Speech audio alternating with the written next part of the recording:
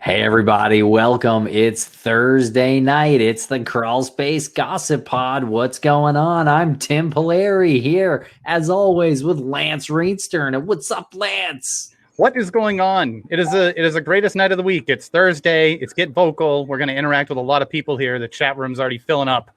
We have Mike Morford sitting down there, obviously not wearing pants. Morph, what's going on? What's up, man? How you doing? I'm good. I'm excited to be here with you guys. It's been a rare thing getting invited on your stuff lately. I'm going through withdrawal. Oh shit! I know. We need you back on everything immediately. Michelle, I have a feeling Michelle is faking her camera troubles. I think it's a little bit humid in her neck of the woods, and I think she's afraid of a little hair frizz. There's a lot of hair frizz, and I cannot fake the spazzing that's going on my end right now if I wanted to. Why are you spazzing? Are you spazzing, or is this a cat spaz, or what's going on? Maybe a little bit of both, a little bit of column A, a little bit of column B. I'm just trying to get this camera working. I mean, if only I had that crisp HD that Lance has. Hey, I suffered before I got the HD. You know, we all suffer. It's all about the power cable adapter. It is. It's the power cable. You know what I'm talking about, Tim. You've got the power cable adapter. I know what you're talking about. And Tim's hair always looks really good. So like I'm really, just kind of failing in all departments today. It's fluffy today. It's got a poop. Bouncy. Light. Fluffy. Yeah. All right, I'm gonna try this again. You guys talk amongst yourselves. All right. All right. Well, we'll turn our attention here to Morph first, because Morph does have to go, I think, at 9:30, right? Is that accurate, Mike? Yeah, a little before. Minutes, I guess. Okay. Well, tell us about the big news this week in the true crime world, which you have been a part of this world really closely, directly. So it was the Golden State Killer, Joseph D'Angelo, finally owning up to all of his evil deeds. That's right. It was just something, and I don't know if you're going to have talk again, but the people that were in that courtroom must have just been in awe, because I was in awe just watching the live stream of it, and to hear him say over and over again, guilty, and I admit, I never thought I'd hear him say those words. So for me, it was very satisfying. And we have, I just want to raise a glass because we have Jen Carroll in the chat room as well. And Mike, maybe you could introduce Jen Carroll. Jen Carroll's a friend of all of ours, and she's got her Queen's Peak Red Blend. Cheers to Jen Carroll, and finally getting a little bit of justice this week. Yeah. Yeah, Jen is awesome. She's got a great podcast too that she does. She talks a lot about the case, the lawyer's daughter, and she's been an advocate for this case for a long time, obviously, because it's personally affected her. Her father and her stepmother were killed by this maniac. So she can give an insight like none of us can really give from that perspective. Yeah. Yeah.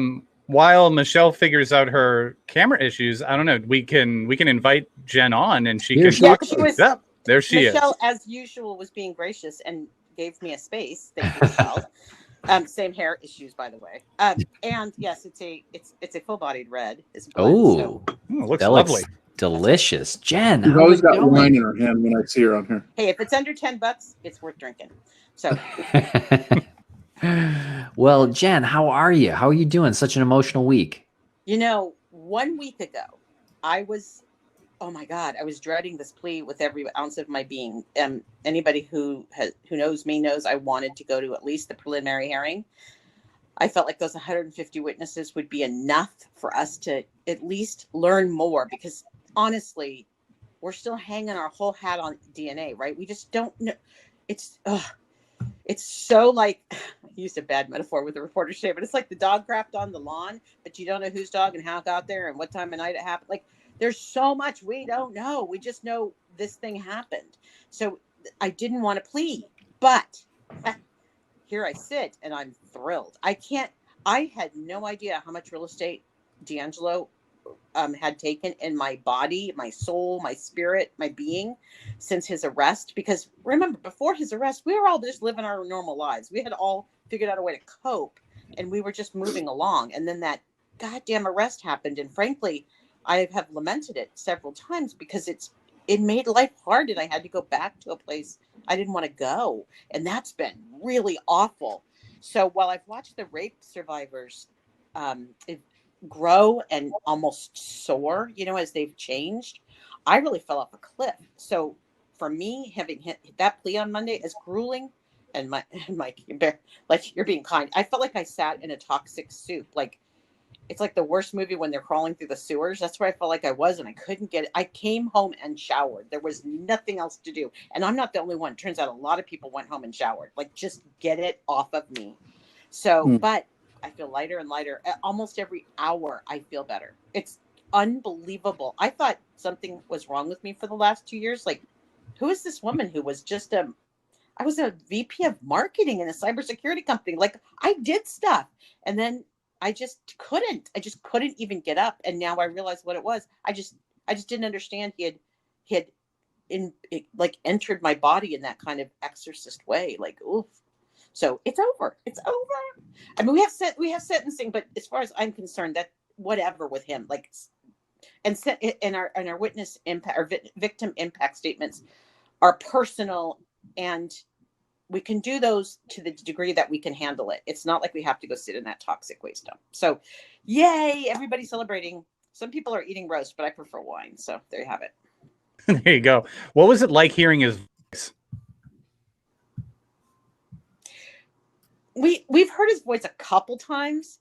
The best part I liked is when Tin Ho from Sacramento's district attorney's office said he liked that James Huddle had said he uses that low, gravelly voice when he's mad, but otherwise it's a high voice. And I'm like, yeah, God really shortchanged him on the testosterone. So, what are you going to do?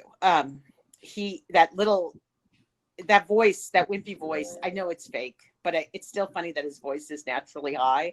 That kind of cracks me up. So. Yeah. What do you think about that, more? If we had, it's kind of startling almost hearing his voice, isn't it?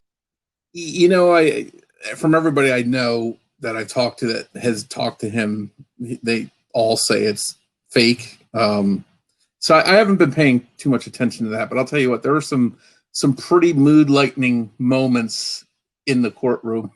One of them was Jane walking up to him like 3 feet away from him, and he's like racing to get out in his wheelchair away from her. He doesn't want to look at her. She's 3 feet from him. She leans up to him. She's like, "You rotten hell." And that was awesome. And then the moment that was hilarious was, and I could tell she was going to say something funny because she was fighting back a laugh.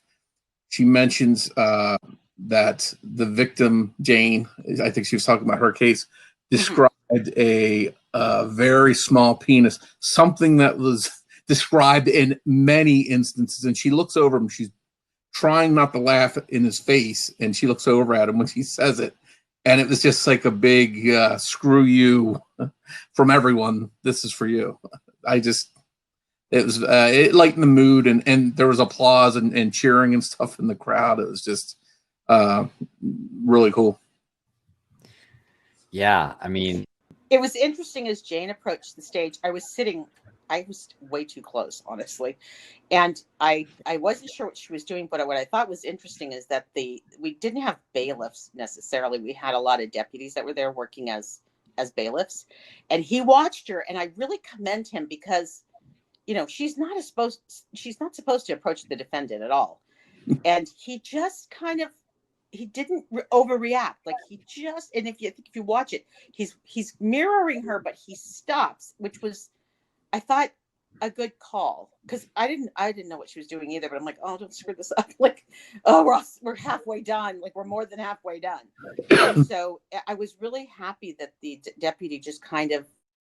A lot of people don't watch. They don't pay attention. They react first before they really take a moment to see what's really going to play out. And so I was really grateful that he just let that moment happen. And I know Jane apparently had insisted that Amy include that. So I went and thanked Amy Halliday she's Sacramento, for including that, because I said, we needed, there was no way to have other than our standing, and then we all stood for victim number 1 who's in the hospital. We didn't have a way to have to share the moment, right? It was so individual. Other than being there and sitting through it, and knowing you guys were all watching, which I have to tell you was really powerful. Knowing you guys were watching, we didn't have a way to share it. And so, Mike, to your point, that laugh, that moment was something we could share, because we were supposed to be quiet. So yeah, it was really powerful. That's great. Bill has a question. Was the standing planned? So last week, Chris Pedretti, and if you don't know her, and if you do know victims of trauma who want help, she's actually started a group on Facebook, a private group that she's helping anyone victims of sexual assault. So please message me or whatever, and I'll get you to Chris. But Chris, who's one of my women that I've watched just grow wings and soar, who was afraid to talk to the media and everything, didn't want to be identified. She reached out to the victims services last week and said, could we just stand? What I love about it, what was behind it, she said, we don't want to be Jane Does anymore. We are not the ones who are bad here. We are the victims, and we are willing to put our names on this. He's the one that needs to be ashamed. And the judge came back and said, yep, you can stand. And that the thing that I loved about it best is my prosecutor came up to you on Monday morning, and she goes, you guys are standing? And I go, yeah. And she goes, that's just so awesome. And I'm like, I know, right? Like, that was just, they didn't know it was coming. And I mean, they didn't know in advance it was coming. It wasn't anything they cooked up. It came from Chris, and it really did. I think it's one of the things that got the survivors so fired up on Saturday night when we had a chance to meet a lot of the new folks that were coming to town. It's just this idea of, no, if you don't want to be a Jane Doe, you don't have to be. And if you heard in the back of the courtroom, Victor Hayes screamed to Lori, to Amy, say my name. It's not Jane Doe or John Doe. Say my name. How did that play on? Did you guys hear it? I heard him yell out, and I had a feeling it was Victor, and but I couldn't see because I couldn't see back into the crowd, and I figured it was him. If it was anyone, I figured it was Victor, and it was the emotion. Victor. When I walked out, Victor, men in the case. Yeah, Victor came in hot that morning. I happened to come in right when he did. We had to go through being surged and being temperatured and all the things. I don't know. The temperature is not a verb, but having our temperature taken. And so I tried to talk to him, and he wasn't having it, man. He was hell bent, and he basically paced across the back of the room the whole time. He was agitated, and I just wish he could find a way to release a lot of this anger, because that's the one thing he has, is he's still raw. And I'm sorry, after 40 years, he's still that raw. That's unfair. That feels. Yeah. Well, it definitely, knowing that that's what he said right then, like that, I got the chills when you just said that, because, some of the coverage was clear on it. And it was kind of go, had it on in the background. Then you start looking at it a little closer. So I actually missed that part when he did that. But hearing you say that, like, that is powerful right there. Like that. And I thought the judge handled it really well too, because I didn't, I'm like, please, judge, don't yell at this guy. Like, not this guy, please. He just needs to be acknowledged, and he'll settle down. And he did. And the judge just was very, the typical save that for your impact statement. But at the same time, that's probably the hardest thing, is to sit there and not be able to be you in that room. Like, it's just really hard. It's so about D'Angelo and the people. This isn't about the victims in a lot of ways. The prosecutors worked really hard. In fact, I heard about how hard they worked ahead of time. If you imagine, those poor people spent the last 2.5 years building their cases, not to mention all the work they've been done before. And in my case in Ventura, Cheryl got 7 minutes. 7 minutes out of all the work she's done, and all the work they don't get to show us. 7 minutes. So you can imagine these little moments, even for them, were probably really important, because they're there on behalf of the people. Oh, big stage, big spotlight right there. Yeah. Jesus. Yeah. How many total victims were there, Jen, in the room? In the room, I want to say, I think I probably can do it better from how many we were missing. I would say we probably didn't have about 20. I don't know how many all in were to come. Of course, I don't even know if any of the children were there, because until Sacramento started to getting into all those, I admit, cases where at least he's taking responsibility for them, I had no idea how many little kids had been terrorized by this guy. And okay, it's 40 years later, they're 40-year-olds, but in their 40s, but that's awful. That's just awful. So, yeah. You can still be in your 40s and have and be angry and have bad memories, and I mean that is, I can't even imagine all the pent up emotion that is there. Like, I'm surprised the top didn't blow off that building.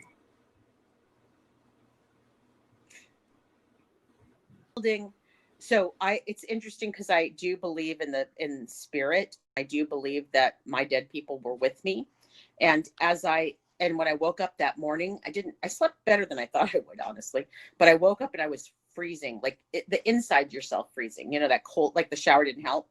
And then I realized, and I felt really nauseous, and I thought for sure I was going to vomit in front of everybody, which then I was like, chain reaction, this is going to be ugly. But I don't want to, like, they're going to have to stop, pause to clean the carpets. That's just gross, Jen. Calm down. But I feel like this, like, not only were all the victims there, I think their parents were there. I think our dead people were there. I think the parents of our dead people were there. It was just what you were saying. If you're in any way like an empath, it felt heavy and thick, and then it felt like it was lifted. Like, I don't even know. It's like they started to maybe go. Maybe, I hope they're going. Like, it's okay. We got this, guys. It's good now. So that's your woo woo moment. But that's, yeah. It's just that if you work that way in your being, it was thick. It was thick in the morning and awkward, and they put me right in front of him, and I was so close, and I didn't expect that either. So I turned my chair to face the lectern because I didn't want to face him. It was just too gross. So you didn't want to make eye contact? I did in the afternoon. In the afternoon, it was better, kind of regain my strength because my part was over and I could start to focus. But the thing is that he made eye contact. Like, do you remember when you were in school and you'd look at your teacher and you'd be looking at him, but you so weren't in there? Yeah, that's the kind of eye contact he made. It was just that, are you still talking kind of look, like, whatever. I didn't expect anything from him because he's got his own little thing going on. Was it weird for you, Jen, that this facing off against him, he's just a man, he's just a guy? Did you have this huge buildup of a monster, and then you see this guy just sitting in front of you? He's just I did the first time I saw him.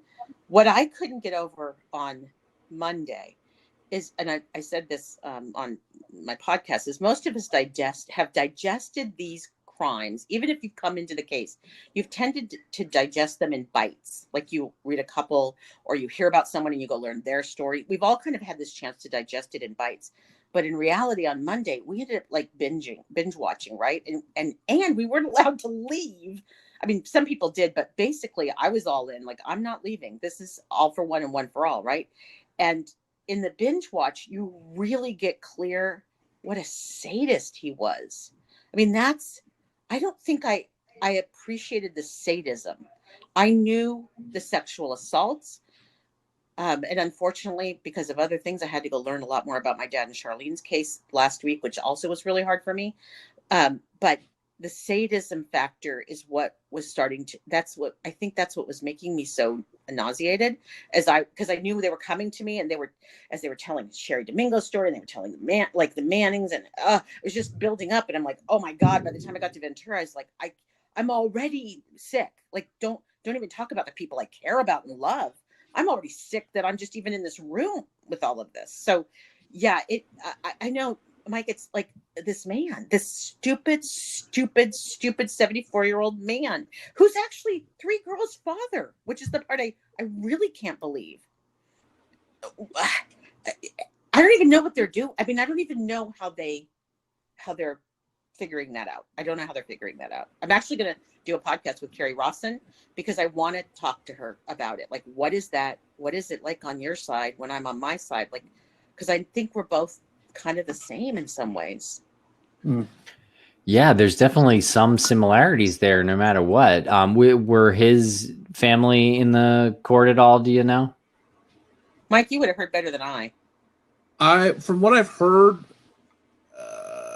this is coming from somebody I don't want to name, but I heard that he has not spoken a word with his wife or daughter since the arrest. Again, that's secondhand information. I did hear that there's a letter that he wrote them, but I don't know anything besides that. Come on, Morph, spill it. Give us your source. I honestly don't know. That's as much as I know. I really don't know anything else. Even I go to Morph for dirt. So just so we're clear. He is. The Gossip Pod was named after Mike Morpheus. He is a chatty Mikey. Yeah. If I said anything more, it would definitely be gossip because I don't know anything else. You know what I really am appreciating about this whole case and seeing him on trial and hearing you talk about this and having everyone standing in unison and all of that, like this. Even you saying that, and you're right, you don't even have to be spiritual to appreciate the fact that there were dead people there in people's, like, and that brought an energy to everything. It wasn't like literal spirits. It was the memory of dead people. It was the memory of family members, and that brought an energy to everybody in that courtroom. And I really love the fact that we are not glamorizing this man. He's disgusting. We're not doing what we did to Ted Bundy. I know he's not the handsome, anti-hero serial killer, but we're not doing that. We're not making him into this weird hero the way that sometimes these perpetrators are made into. And we're all just saying we're saying what he is. He's a vile human being. And he's the most, like he epitomizes the most rotten of what humans can be. I think you just nailed it. I mean, that's it. And potentially I had so many people come out of the woodwork and send me messages. People, from my life, never wait 40 years for a crime to be solved. Like just everybody. And I think what they learned on Monday that potentially nobody particularly grasped, including me, was the depth, the depravity, the predictable MO. And honestly, I don't know who's on this call. I'm going to say something crass. Sorry. Go for it. I asked Chris Pedretti, I said, I need to understand this because as a woman, I kind of don't get this. Your hands are tied behind your back and you're supposed to, tickle his fancy. How the hell? Because everything I've read that their hands were black, like they were tied so tight, either crisscrossed or together. I go, Chris, you're 15. Like, what was that? She goes, oh, that's not even how they said it. Isn't even how it happened. Basically, all he does is throw you on your stomach, climb on top of you, and drag his penis across your hands back and forth. And I'm like, okay, that actually makes more sense to me. That's more power differential than it sounded in the descriptions on the stage. On the stage, maybe because we all, now I'm saying too much personal about myself, but we all have a paradigm that we use to understand those situations. And I couldn't understand. I'm like, I just don't understand. How would this work when your hands are tied and everything else? Plus, I never understand how you men trust any of us with your penises, but that's a separate issue. Seriously, if we're mad, I just don't get it. It takes a tremendous amount of trust on your half. That's all I'm saying. Pick up your clothes, that smart. Do the laundry. That's right. That's what we tell you. Do the damn laundry, pick up your clothes and wash the dishes. Because honestly, we have a lot of power. But to hear Chris describe it as being such a passive power differential, that makes so much more sense to me. Well, on that note, I'm going to jump off and appreciate you guys having me on. Have a good gossip pod, and anyone that wants to pop over after you guys are done. Who do you got? Who do you have on? I'm gonna have Debbie Domingo on. Great. Wants to pop over there? Hey, I've always got a spot for you. Pop on over. Anyone else that wants to come over? Great. I'll probably be on there for a good hour and a half or something. So cool. All right. Hopefully I see you guys. Pop on over. Awesome. Thanks, Morph. All right. Take care, everyone. Stay safe.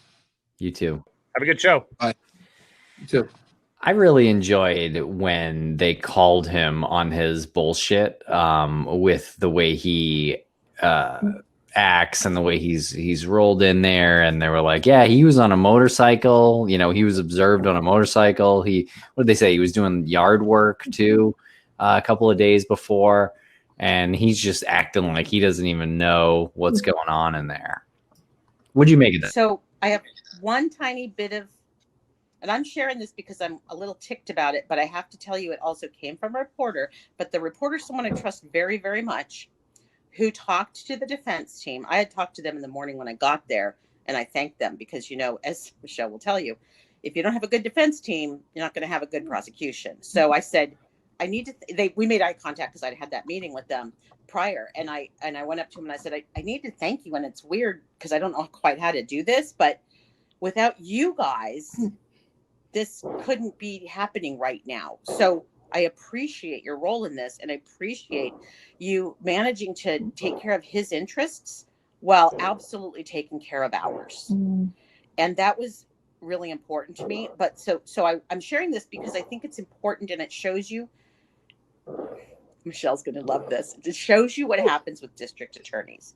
So what I was told, that this reporter talked to the defense team, D'Angelo and the defense team wanted him to walk out and sit in a chair. That was absolutely the plan. And I won't give up the DA, but I did on a different podcast. So the DA, who, is from Sacramento, said that he had to be in a wheelchair because she wanted us to be angry. And I'm pissed about that because, frankly, first of all, to be manipulated is kind of BS. Second of all, and I'll look for Michelle to help fill in on this, what goes on behind the scenes. But the deal is, like, we were angry. Like, we were a wreck. Why would you play us in that moment? That's not cool. That's not, I would prefer the truth. But then it made for, as you might imagine, when the electeds got up during their press conference at the end of the day, their chance to create beautiful sound bites for their campaigns, right? And to show, yeah, he was playing. Well, he was playing the torpor catatonic crap. Yeah, I figured he was just meditating or something to not be there. But I don't like being manipulated. That was just not the day to manipulate us. I don't know how else to describe it. Michelle, what do you think? I'll take over the interview now, guys. Please. Tim Lentz, you're out. No, that's great. First of all, good to see you. And let me tell you, Jen, you were in my thoughts, my heart all day on Monday. I watched as much of it as I could because I was still working, but as much that I could watch, you and all the rest of the survivors and family members, you were in my heart all day. And it was exhausting for me to watch. I could only imagine how exhausting it was for you to actually live. So to your question, and this is kind of something, so as you were talking, I was thinking about it, and this is a question that I don't have the answer to, which is, should district attorneys be elected?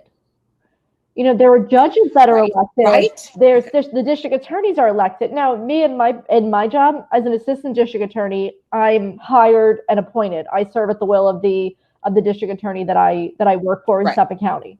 I can be terminated. I always say salaried employees. Yeah, you're salaried employees. Yeah, and you guys, I really do adore. I love you guys because you guys do the freaking work. So yes, okay. But there is that thing where and I'm really lucky, and I'm not just saying this because I'm working for the office I work for. I'm really, really lucky that the district attorney that I work for is a really genuinely good person, which is why I wanted to go work there. And it's hard when you're mixing politics and sound bites and press releases and this and that into the whole thing. And sometimes you watch it, and when you're behind the scenes or you spend a lot of time watching these things and watching these stories unfold, I think that it sours people, the whole soundbite thing. Like what we want to hear, what I want to hear you. I want to hear the survivors and the family, and I want to hear what you have to say. But, at the same time too, there is that expectation that people have with a press conference and what they're going to be told. We live in soundbite nation right now. And, that's what people, right? That's what people want. The people that want to hear everything that you're saying is everybody in this room, is everybody who's watching on like the simulcast, right? Because we are it's true. It's this crew. Yeah.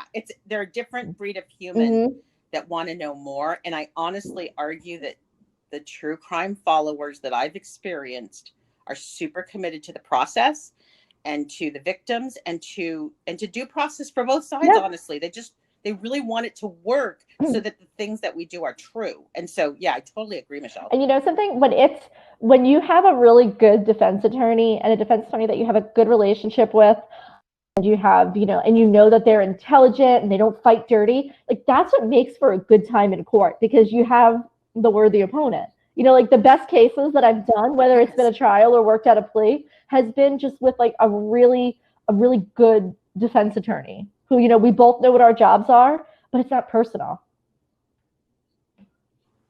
And just one more thing about the defense attorneys. So I'll just add this and share this with the audience, that one of the things that I learned, because I was super afraid on Friday, again, this is such a, Michelle and I'll take this, guys. On Friday, when in Orange County, a defense attorney in Orange County filed suit against the Orange County, I don't know who, for letting files out and not managing their files and things in a way that was protecting the rights of defendants. Well, of course, with that lawsuit, then it basically confirmed what we had heard from Michelle McNamara, that she left with 36 boxes of files from Orange County. I got confirmation when in the pre-screen, and I hope it's not in the final, but in the pre-screen, there was a picture of my dad and Charlene dead in the bed in one of the episodes of the HBO docuseries. And I lost it. And then, I didn't expect to see it. And then I was like, wait, how would they even have gotten that? And then I realized the files were taken. And so I was super afraid on Friday we were going to have a continuance for Monday, not for any other reason than, what is it? Ineffective counsel, counsel, yeah. Yeah. Like they would almost have to time out to just make sure there were no procedural or technical issues that they would have to litigate on behalf of Joseph D'Angelo. So my prosecutor, when I talked to her on Friday, said, don't worry about it. It's fine. Well, it turns out behind the scenes, the defense team worked overtime like a beast to make sure that nothing that was let go of to McNamara would in any way affect D'Angelo. So I want to hold them up as heroes because that they did that solid, not only for Joseph, because that was what their responsibility was, but I truly believe they also did it for us. And that's freaking amazing. That is some stand-up humans right there. To do that so that we didn't have a continuance on Monday morning so we could get it done. And that is respect for the process. It's respect for the judicial system. That's the way that things should work. That's the way that it should go. Okay, good. That's what I thought. I'm like, yeah, that's like being a good person. I mean, that's just doing the right thing. All those things we like to aspire to. Yeah. Isn't this whole case like the whole Golden State Killer exactly how it all should work? Like you just had like this. Well, I mean, I'm just it was this cold case, and then this interested party, the citizen detective, looked into it, and she got really deep into it, and she formed the right relationship with law enforcement, and all the way up until you have it literally waited for DNA testing. It didn't know. I'm saying the case is as I'm putting like a human persona on it. It didn't know that DNA testing was going to happen, but it's almost like the case, all of this waited for everything to fall into place. And then when Michelle died, the right people picked up the gauntlet and started going with it. And now you two are talking about how this is the perfect way that it has to end legally too. It's just such a poetic, tragically poetic, I guess, but Jen, you're smiling right now. This is a good day. Lots of people didn't do their jobs. A lot of people didn't do their jobs right. And I have a problem with our citizen investigator per se, because that's a separate issue. But I have a problem because my files are out. I really have a problem with that. It last week added to my hell at a level I can't even explain, that I had to go hear exactly, because the other thing that happens on the HBO docuseries, and I don't know if they'll remove this, but I've asked them to, is Paul Hull says something that's just simply not true about my dad and Charlene. And I don't want that in there because it's not true. It also, now that we've all sat through the MO 1,000 times, it can't be true. I mean, it just wouldn't fit. And yet he uses it kind of as a sensational quote. So I asked him on Monday, at the hearing to please, because I've tried to ask HBO to take it out. I don't know what they're going to do, but I've asked strongly. But I told Paul I'm holding him accountable because it's his thing. He based his theory on a document from 2002 when Larry Poole, who I also got to see on Monday, was shopping the crimes, as Michelle again could fill you in on this, but they created a narrative, not a murder book, a narrative such that they could share with jurisdictions across the U.S. and as I understood it, internationally, to see if anyone fit this pattern, so that they could try to find out if he had moved on or was somewhere else and criming in another area. So this narrative is what Paul Holes based his comment on, which I was able to verify, but that's 18 years old. So much more has come out with all the interviews with victims again and everything, that we know it's not true. So that those files leaving Orange County have caused me so much extra grief. I can't even tell you. I think a part of it is that with something that is this big and this epic, it's literally, and I'm not even using the word, colloquially, it is epic the way that this entire case turned out. But your story is not just owned by you anymore. Your story's owned by all of us. And that's I think we talked about that in Morph's live stream like 1 week. For you it's your story, and for us it's a part of our history. And for you're living your loss and all of these things every single day. And for us it's something that we talk about.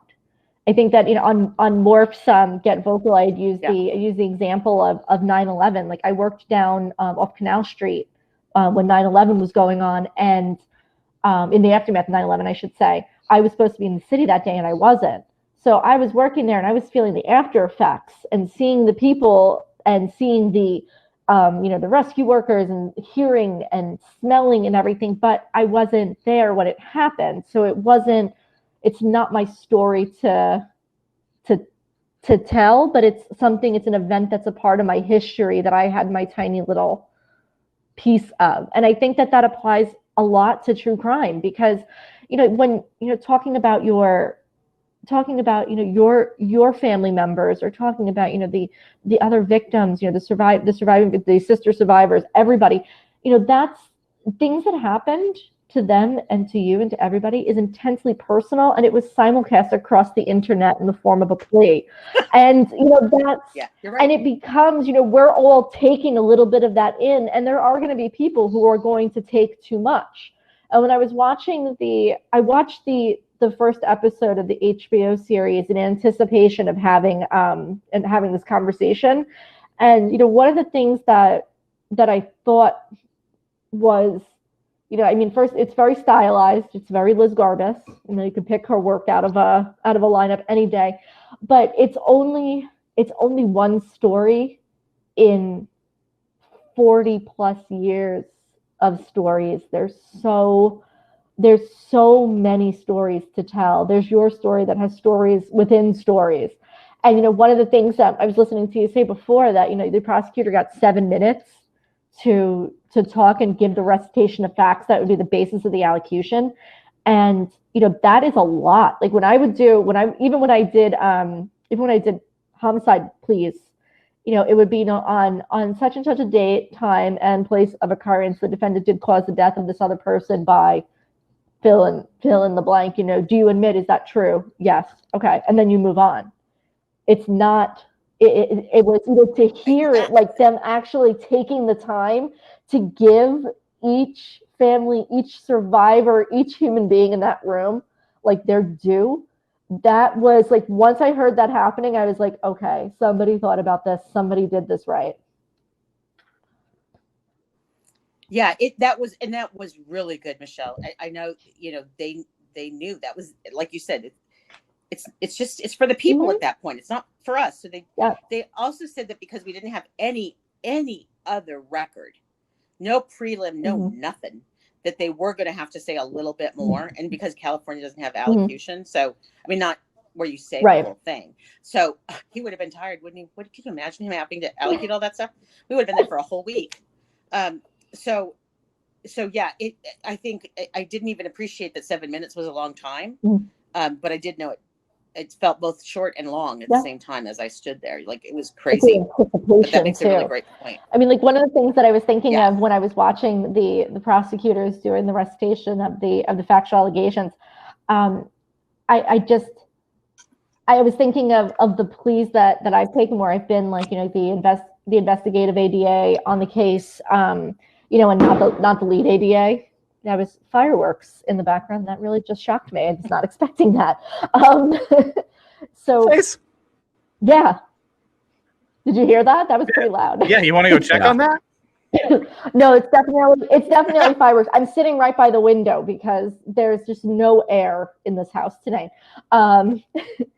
I totally lost my train of thought. Oh, when I would take pleas with the senior ADAs that I worked with on homicide cases, there's like this feeling that you would get. And it would be like this. I'm trying to like find the best way to describe it, like almost like the beginning of like an anxiety attack where you get like that tightness in your chest, but it's also a little bit of excitement, then also a little bit of like, could something go wrong? Like we've worked so hard for this. What happens if something bad happens?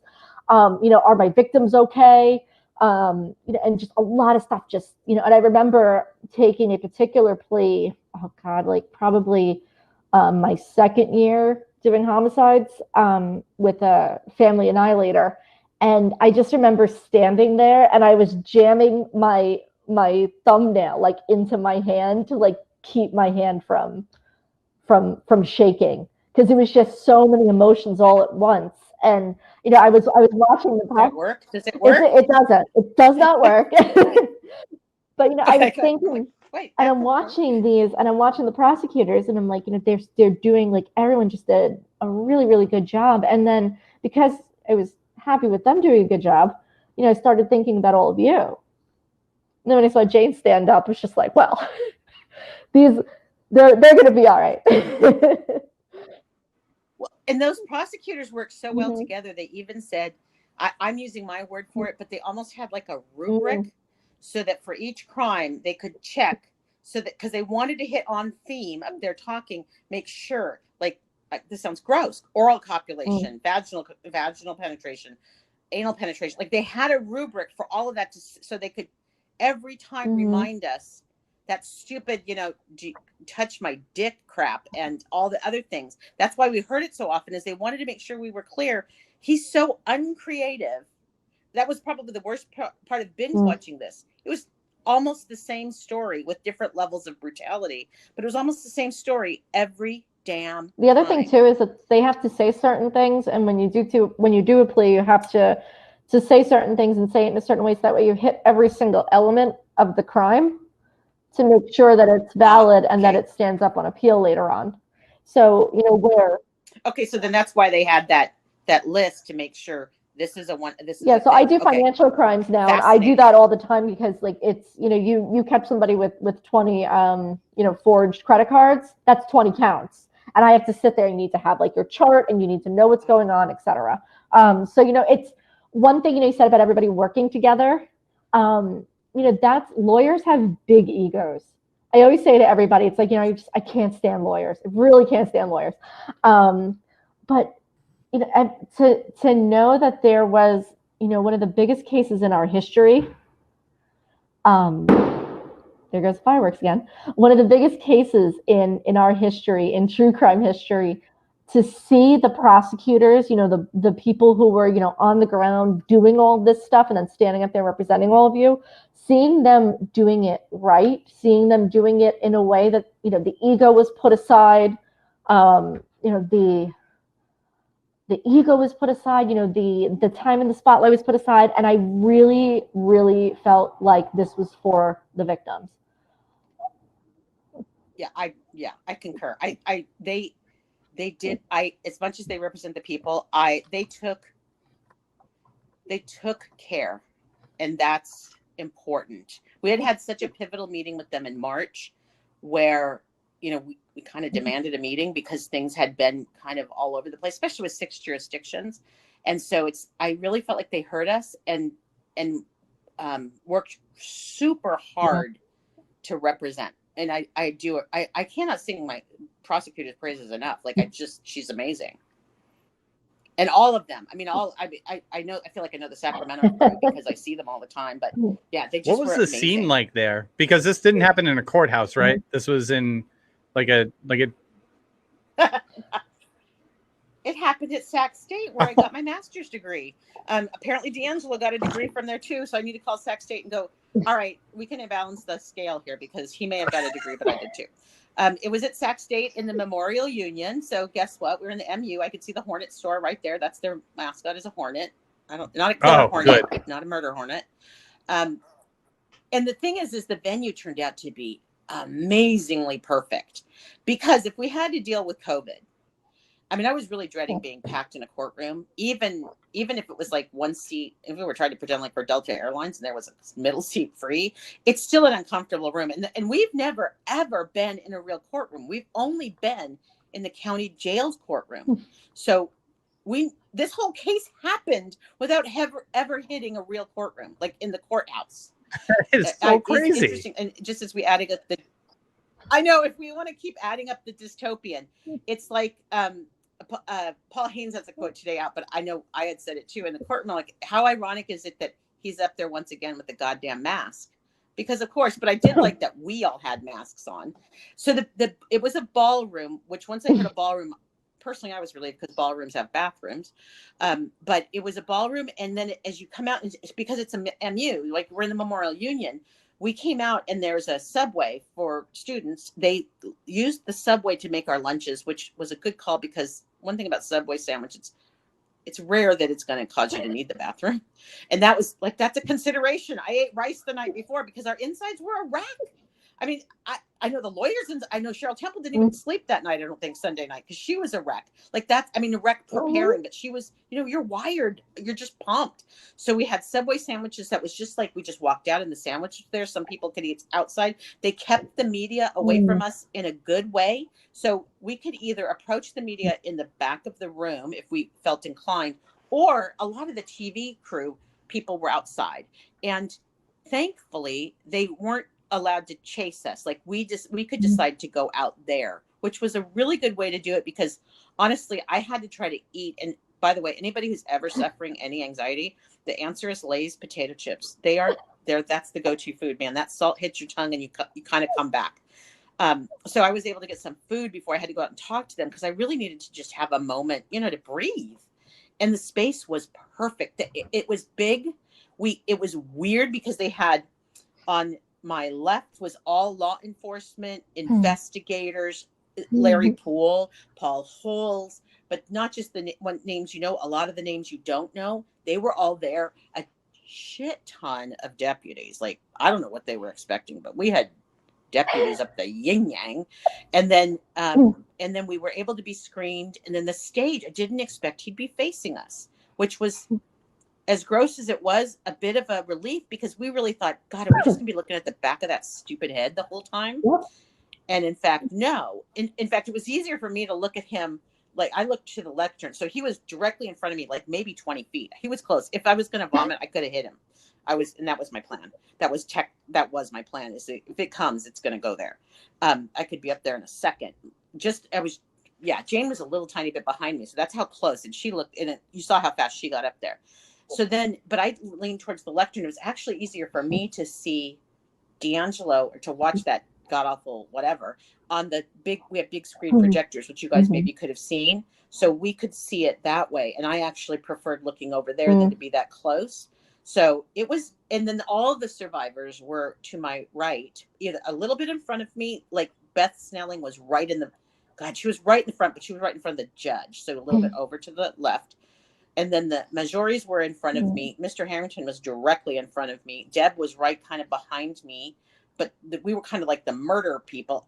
Interestingly, Shelley Cruz was kind of a little more in the back, which was, I don't know why they put her back there. Maybe because she had more people. I'm not sure. I only had myself. So it was, there were kind of near the front. There were just a few of us, but it was It was a really good space. And when we took breaks, we all violated COVID rules because so many of us hadn't seen each other. So we were hugging. I kept my mask on because of the HVAC. I'm like, oh my God, there's so much LA and Arizona and stuff in here, and people from the media and people who had flown on planes. I'm like, oh, so I'm just waiting to get the call that we were all exposed. Oh gosh, I just want to. I want to not let the comment pass that you just said about everyone was wearing masks who were there. Looking at D'Angelo, I can't, like, I know that COVID-19 is a terrible thing, but how poetic is that he stalked people and he terrorized people with a mask, and his come to terms here, his moment of like justice is right here. All the people that are alive that he terrorized and have residual effects of this are all wearing masks looking at him. Like, that is, I have the chills. Like, that is unbelievable to me that the universe works like this. Isn't that, I'm with you. I'm like, hey, right? Pandemic coming out from the back there. I don't want anybody to die or anything, but I'm like, Pandemic for the win on this one. Who would have known? Because we got a great space. I was terrified to be in a courtroom. We had a great space. If you had to sit there through that, unless I had my lawn chair, it couldn't be any better. Like, we were it was comfortable. It was good. The temperature was right. Like, all those variables that can make you so miserable were not in play. So yeah, you're right. Like, I thought the same thing. I'm like, oh yeah, he's looking at all unbelievable. I saw amazing. I saw that Paul Haynes quote on Twitter, and when I read it, it like hit me, and I was like, oh my God. It was like that. It was that he was, Jen, you might remember it better than me. Yeah, he said, how ironic is it that the man who wore a mask to commit all his crimes today has to wear a mask? I see. That's nice. Oh, that is very Paul Holes of him. And that Haynes. Oh, Paul Haynes. No, Paul Haynes. Paul Haynes from Matt Ramirez's book. Right. Yeah, the writer. Yeah. I mean, the research writer. So it is poetic, and it's not. And we talked about that. Definitely was that we were all talking about in the room, and he wasn't. I don't believe he was in the room, and so, but he said it perfectly, because that's really it. Unmasking a killer. How ironic! I love this. this. See through. I love this. He's got a mask that's see through. All of you have masks that he can't see through. The iron, it's too good. It's too good. Right. Unbelievable. It really is. Oh my God. Yeah, that really was too good. And yeah, I don't want to get. They got 1 point here. Points, but damn, he gets to own this one. Yeah. Chris Duet had a question here. Did D'Angelo ever do anything that stood out to you, Jen? A look, a reaction, or anything like that? Hey, Chris. Chris wants me to be good because Chris likes stuff that's really good like that. There wasn't. He did definitely shift his posture when Jane approached. There was a moment I didn't. You guys that streamed could hear it better than us. There was a moment. Well, okay, here's the thing. This is a Chris one, because now anybody who's super pathological can go back and look at the tape. I don't believe D'Angelo drank water in public once. And the reason I think that's significant, well, first of all, everybody was drinking water because it's dry and everything. But I think that's significant because I think it really speaks to how well he's able to go into that torpor. And if you don't know the word torpor, go look it up. It's a great word. It has to do with hummingbirds and that rest state that they can do where they're not awake or asleep, but they go into a torpor. And that's what I felt like he was in, because that's why he couldn't say guilty or I admit. He literally wasn't listening. And that's why I wanted to go up and say, show some respect just to the judge. Like, sit up and pay attention. I don't know, Michelle, if defense attorneys ever do kick their clients, but I felt like he owed the process more respect, but he wasn't listening. So I think Mr. Kress was literally, I'm like, does he have like 2 flashcards up there just going, okay, this one's a guilty, this one's an I admit, because it just felt like Mr. Kress, who I feel so sorry for, that thing went on forever, was like just pointing to one of the 2 answers. My heart stopped every time the judge finished with a charge. And then there was like that pause, and I was just like, "Oh my God, you better say it!" Or and just like over, and like even though like this was all day, and you, like you were saying before, you binge watched this whole thing, you still like your heart's going to stop every time. It's like, is he going to say no? Is he going to say I don't admit? Like, what's he going to say? And I'm sitting there and I'm watching it and I'm like, you better admit it, you bastard, you better admit it. But to what you said before, I've never seen like a defense attorney like kick their client under the table or anything, but I've been in front of some judges that have given like a severe dressing down to the defendants. And that's I really wanted Bowman to say, just sit up, speak clearly. Like, this is a big damn deal, sir, including your life. Like, come on. And your daughters are maybe watching. Like, yeah, but at the same time, you owe at the same respect to time, a the lot of judge, people. looking at it from his point of view, he doesn't want to be looked at as like, oh, I'm taking sides, I'm bullying him. He has to make sure that his portion of the record is very clear. And the judge presented very well. He presented as very impartial. He was in charge of that courtroom. He knew exactly what was going to happen. He knew what was, what his role was and how things were going to go. And let me tell you, you might not believe it, but like, I've been in courtrooms that have just been absolute chaos, and it's so nerve-wracking. And if you don't have, behind every good judge is, like, in New York, we call them like the law secretaries, like their main law clerk. So like, behind every good judge has to be an even better law clerk. And those are the people that are making sure that like all this stuff is set. They're checking the charges. Do we have the right subsection? Do we have the right this, the right that? Calling the prosecutors. Okay, you're going to show up at this time. This is what we're going to do. It's almost like. Yeah, he even noticed the date discrepancies. That judge was like, wait. Was that the 11th or the 10th? And I'm like, wait, what?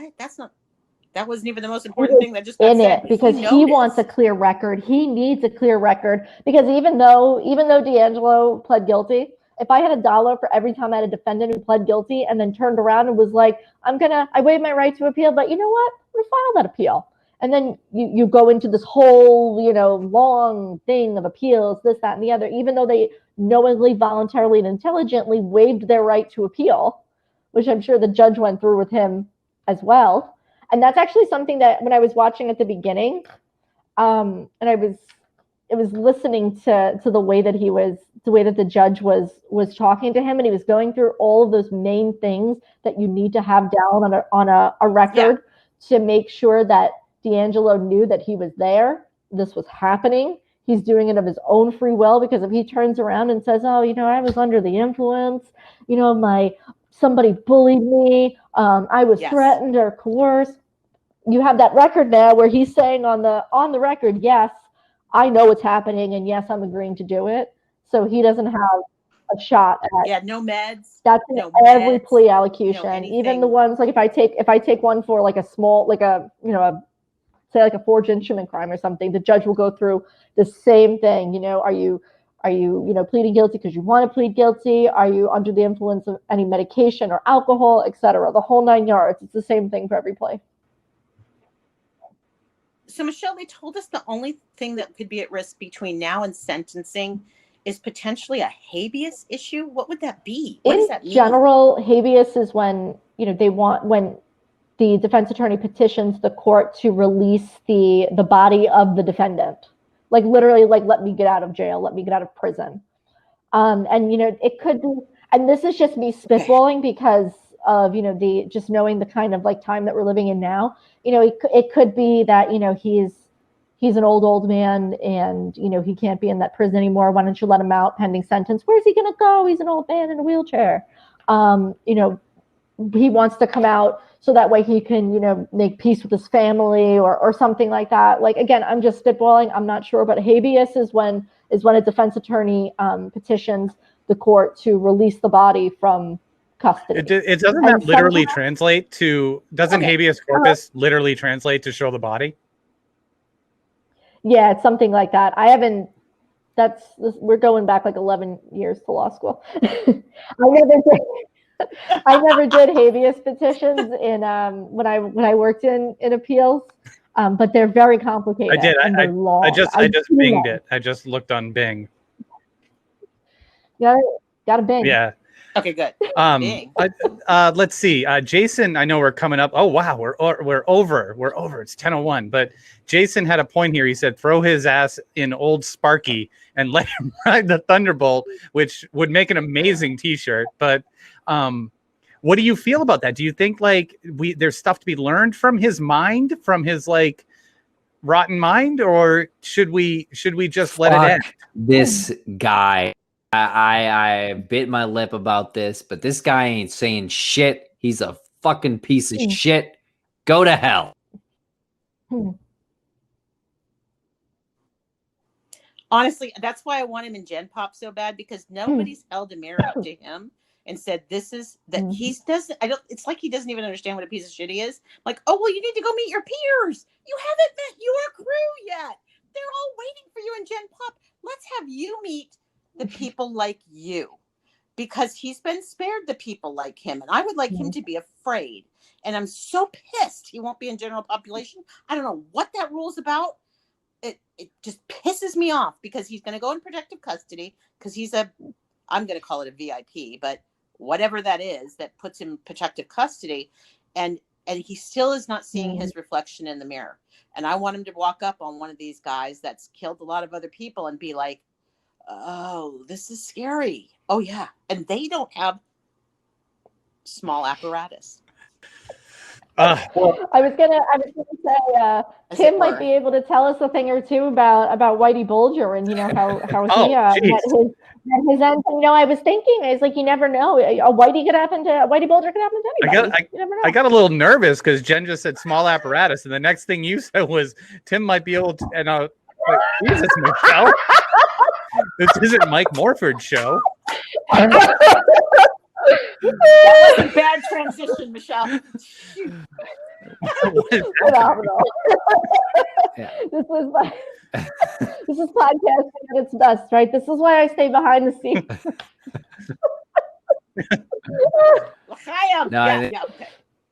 I think it's great that people had a little bit of fun with him in court, and I think we've had some fun with that on social in the past with his micro dick. I think that's great, to be honest, that you can make fun of him like that, and it's fun. He's a piece of shit, he can go fuck himself. I don't know. I was gonna say something else, like, maybe he's an asshole. Like, this has something to do with why he's such an asshole. But you know what? He's just a fucking dickhead. Right. I mean, you can learn about him, I guess. Like, what could you learn about him? Could you like psychoanalyze him? Could there be anybody who could go in there and? It's super frustrating, because they had apparently a killer criminologist. Because what we never got was that that real profiler. I know the FBI did some, but they didn't have him. And we never got that real profiler look that we all feed off of when we watch our Criminal Minds shows and stuff. And so it turns out they had a person, $400 an hour. So I got to find out. There's the job to be in. $400 an hour. And my DA said, or my prosecutor said, we really wanted to do it, but at the point we realized where it was going, we're like, we're not spending that money. And I go, that's okay. It's my money, taxpayer money. I get it. But maybe tell me who it was later after sentencing. Maybe I can get an interview, because we didn't get that. We didn't get that really good understanding of the mentality. We got sadist, but we didn't really understand. Is it narcissism driving him? Is he borderline? Is he tries to throw out Jerry like he has an alter, except most alters don't show up when you're arrested. They tend to show up. That's not how it works. So if you just go, I just got rid of Jerry. No, that's called the nervous. Oh yeah, this is get rid of Jerry. This is the dark triad that we've been exploring with our colleagues at LA Not So Confidential, Dr. Shiloh and Dr. Scott. He's got the perfect combination of Machiavellianism, narcissism, and he's a psychopath, and he's playing a game, and he knows that he's playing a game when he's there in court, and he's like, oh, I don't know what am I supposed to say? What am I supposed to say? Okay, I'll say that. Yeah. And the only thing that'll come from any sort of psychoanalysis is, I guess, maybe him playing around with whoever's interviewing him and not getting any answers, right? And he would just want to waste their time. It's like, it's like that the scene in Silence of the Lambs. Like, I think he sees himself as this Hannibal Lecter character where he's just going to toy with somebody and toy with somebody and toy with somebody, and then tell them just like, okay, now you can go away. I've toyed with you enough. But he's useless. He won't say anything. I think you're right. No. I think you're totally right. I mean, exactly. That even might that might be his ploy right there too. Is like his play might just be, I'm going to sit here for an hour and a half while you guys ask me questions, and I'll simply ask to use the restroom, and then you guys can analyze that for 20 years. I couldn't imagine being related to him. Could you imagine that? Could you imagine that's your dad? I feel bad for them. I feel really bad for his family. You know, I feel like maybe they would actually be able to shed some light on his psyche more than he could, because he's obviously not saying anything. There you go. There you go. Yeah, the people who knew him. Right. And James Huddle's book is out, and I feel comfortable. I haven't read it yet. I feel comfortable saying, though, like that, like it's okay to give him money. Like, that's okay. From what I've heard, he's a really decent guy, and he was really just trying to provide the victims with a little more information to help us understand what we didn't get to see. So if you've been considering the Huddle book, it's not a big read. Tons of people have read it already this week and have said, you know, it's a little light, but it's Tim just ordered it. I don't feel bad for supporting James. What's that called? I think he'll I'm hoping he's still supporting the girls, is what I'm hoping. And whatever that means, even emotionally. And what's that called? Is there for the girls, so. James Huddle. Oh, okay. I don't know. James Huddle is his name. It's Sharon's brother. Apparently they don't talk anymore. They don't talk. So that kind of speaks to its character. Kind of like that. So he doesn't talk to Sharon, but he does provide some little nuggets that I think people might find interesting. And what I love about this crowd is y'all then go map the dates he's talking about, the things, and go, wait a minute. Because one of the things somebody figured out, like, it was right. He went and raped right before he went to a wedding. What? Because I guess that's what you do before a wedding. So James said he came to somebody's wedding. I haven't, like I said, I don't have the book, but there's a scene or a description of where D'Angelo was supposed to be going to a wedding. But if you look at the crime roster, he went and crimed and then went to the wedding. You know what that means? It's just that means that it wasn't a big deal to him. It was like, I'm going to this wedding, but that's right, I need milk and eggs. Oh yeah, or like when your dad's like, I'm gonna go hit a bucket of balls before we go to church. You know, like, what? Like, okay.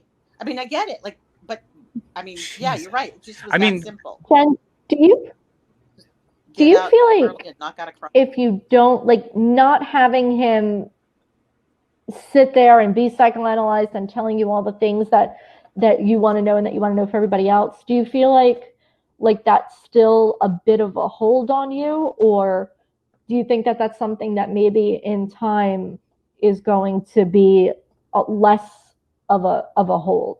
Because I agree with Lance. I don't think this is a person who's ever going to tell anybody exactly what they want to know or what they want to hear, because there's still that little bit of power being derived from, you know, there's little details that I know that nobody else will. But, you know, just to see the way that you all reacted and had, you know, this moment in court, you know, I would hate to see, you know, as a, you know, not as a lawyer, just as a human being, and, you know, just as somebody in this community, I'd want to see you all, you know, move on to these, you know, these next stages of your life without this monster having a hold on you. I got a really, really sweet message from a friend today who knows me since nursery school, if that's possible. And nursery school is like 4 years old. But her son committed suicide when he was 16. And she said, Jenny, I'm so afraid you're not going to know why your dad and Charlene were chosen the same way I don't know why my son killed himself. And I said, I never would have thought of it like that, because I feel so bad she doesn't know the why. And I'm like, but I'm literally the same. It's just the same. When you don't know why your people are dead, like why they were chosen, it's just this. And I'm okay living with it, because I realize I'm not going to know. It's just something I'm not going to know. But I don't think I realized how many people out there live with that lack of knowing. But the thing is, the reality is, especially when I think of mothers who've lost children to suicide, or fathers who've lost children to suicide, or friends, or any of us, we just don't know. And so it's kind of just like that. Like, but why? If you're going to keep asking why, you're going to screw yourself over. And my friend's been really brave. Instead, she turned it out. She does a lot of work with helping kids and parents with suicide, which is exactly what I think the survivors of this crime really want to do. For the most part, almost everybody's looking for a way. One woman I know just quit her 6-figure job. Her mother was the victim, but she's changed her whole life. She wants to begin advocacy. I'm really interested in figuring out how to somehow find. One of the things that's interesting about this is a white crime. Like, let's just name it, guys. It's white people, white crime. I didn't see any people of color even in the damn room on Monday. That's something I often look for, because I care about what I think is true is that the Floyd family and my family, in many ways, know the same pain. Our story doesn't belong to us. It got away from us. I mean, his is so much more tragic because we're literally watching him be killed, right? But the idea behind it is that the people of color aren't in this true crime thing. They're not included. They don't join. I'm really interested, as I look to what I can do in the future, I'm really interested, not speaking on behalf of Black people, but somehow bringing the voices together and us starting to not see this in terms of skin color, but to realize there's a whole freaking bunch of us in pain, and we can reimagine what we want our culture to be right now in all of our countries, and we can start to change this. But we've got to be open to seeing the pain in everyone and listening to that pain, and then helping each other build a world where maybe this crap Holy doesn't shit. Yes. Sorry. I'm just making you. That's what I sit in my chair and think You're, about. you're totally right. Oh, No, absolutely. Can't even follow up on that. That is just beautiful state. Yeah, exactly. Shannon is floored. Yeah, that is unbelievable coming from like your background. You know, no, no, my no. lady? Yeah.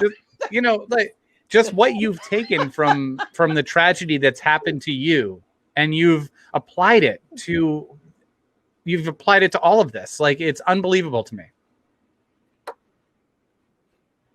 It's important. I'm going to seek out. I don't know how hard it's going to be. But I'm going to seek out. There are some mothers of survivors even here. I think Philando Castile in Sacramento, who we have a Black death of a child. And I want to talk to some of these other, especially people of color, because it's time that this true crime stops. If you guys think, even on the damn TV shows, they're not using people of color. Like, this is enough. Crime is happening to them way more than us. I'm not that special. Honestly, there's a lot more crime going on. We were an anomaly. That's what bugs me. We're the anomaly. But in fact, for other ethnic groups, this is bullshit. I mean, so we've got to somehow unify these voices, and we've got to stop this where it becomes this period interest from white women in particular. But so every white person on this call, I want you to just be aware. If you can just start to think about people of color and their stories, that's like, if I can get that much to happen, we're starting to create change. All of us, every damn Absolutely. I got nothing else to say. Love it, John. No, you are right. I mean, sorry. People, That's my jam, man. It's not about what you look like or where you're from. It's about being united in pain and working towards that change that's going to benefit everyone. Yes, the human experience. That's right. 100%, 100,000,000%. Our humanity is, our humanity is what's mattered. We've lost it somewhere in the last 4 years. I mean, we've just gotten confused. It's been a little longer in coming, but it's time to get it back, and it doesn't know skin color. Just like COVID, it's the same. Skin color don't matter. It's how well we take care of each other. So that's kind of my own personal little agenda, and I hope my audience can take the pivot. So I'm going to do it gently, because I know it's going to be people. If you're having an issue with somebody of color telling their story, I'm going to ask you to just think a little bit about what's going on, because that's the consciousness I want. I just want you to even be aware that you're like, wait, what? Wait, that's weird for me, or that feels uncomfortable. Just that is huge. So like I said, baby steps, but let's try the little pivot. And then I'll be appealing to all my fellow true crime fans and podcasters and everything else to also walk to the ends of the earth for Jen Carroll any day of the week. Yeah, this is fair. Absolutely. Yeah, well said, Jen Carroll. Thank you so much for joining us here tonight. And thank you, Michelle, for joining us tonight. Thank you, Mike Morford. And thank you, everybody in the chat room, everybody who's listening now. We really appreciate the conversation. What a great chat tonight. I love it when we don't even have to chime in, Lance. Those are my favorite, to be honest. It really raises the intelligence level, doesn't it? But no, you're so right. Like this discussion really went like to a point. Like it was. You had the moments of like poetic justice and spiritualism, and then just like social justice, like and social change. And it's amazing that we can talk about this and just in just over an hour, we can go from Golden State Killer to listen. Everybody just needs to be more aware of your fellow person, your fellow neighbor, your brothers and sisters out there. Just be more aware and care about them. And it all comes from a tragedy that you're turning into something positive. It's amazing. Well, thank you guys for letting us talk about this. I mean, it's just like I said, baby steps, but we'll start. Let's start. Yeah. Let's all start. Like, this is important. This is where we all have a vehicle to make change. Let's all just sign up to do that. I think we can do it. Love it. And you've dropped so many iconic lines during this broadcast. I mean, everything from small penises to we need to make change. I love it. Honestly, like the best line ever on Get Vocal was you saying you don't know why men trust women with their penises.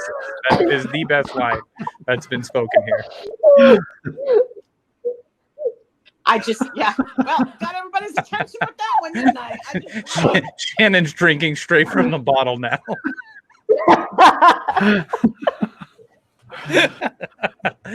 Amazing. Oh my God, I love it. Good stuff. Well, thank you, everybody. What a great night. Thank you for this platform, for letting us come on here to talk and share and co-opt your Get Vocal. I have a real quick story. I felt so bad, Jen. My Google auto filled in your name when I first emailed you to Jenny, and I didn't realize that it said Jenny, and then I felt so bad. I texted Tim, and I'm like, I just fucking called her Jenny. And twice in that email, I was like, thanks, Jenny. And then I looked at the email back, and I'm like, God damn it. So I just want to apologize here. I did not mean to go. It's perfectly fine. Jenny Smith is who was the victim. So I was Jenny Smith at the time. The only other name that I answer to is Henny Squid, which is my nickname. And if somebody's calling me Squid, I know they're from Ventura because my loudmouth friend told everybody that was my nickname. So okay, yes, good. I don't mind Jenny at all. I felt terrible. Lance is still a jerk about it. No. That was funny. It actually made me laugh. It was in the middle of everything too when I got it, and it made me laugh. I'm like, oh my God, he's worried about calling me Jenny. Are you kidding me? That's like nothing. That's nothing. Oh, okay, good. I feel better. So. Well, wonderful. Thank you, everybody, for joining. Really appreciate it. Thank you so much. And anybody that needed to ask me a question, you know how to find me. Yes. Know how to find Check out Lawyer's Daughter podcast. Just got my email up there, so I take unsolicited emails because I'm still an idiot. So yeah. Awesome. Thank you so much.